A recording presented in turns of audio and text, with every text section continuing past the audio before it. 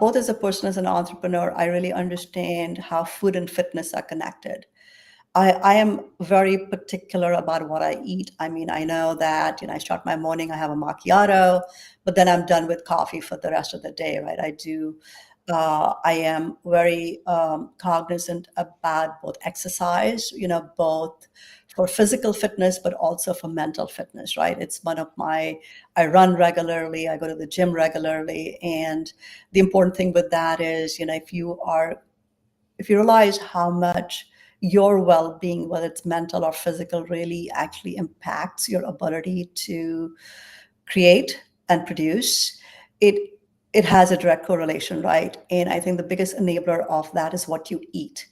And I think more and more, I know that younger people are trying to figure this out, but I think it's really important to understand how your body functions, right? I mean, I've gotten to a point where I know, how my gut feels, how my body feels, how my energy level feels.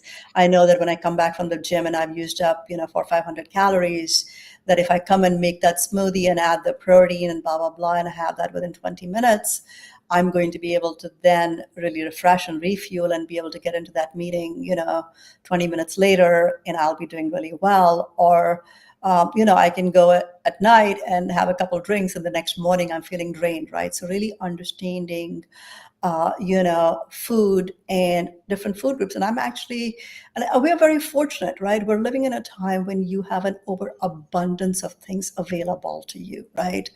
And that's also one of the big reasons why people are overweight and obese. But more than that, overabundance doesn't mean it is good for you, right?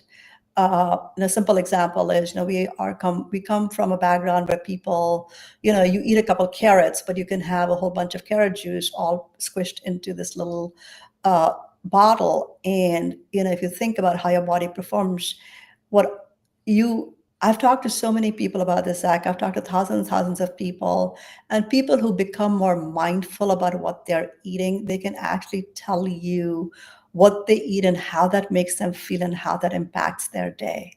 So, and I know for me personally, when I'm traveling and I've eaten out 3 or 4 days in a row, I don't have control over my body anymore. I don't have, I start getting, and this is my allergies right now. We're in the middle of allergy season, Right.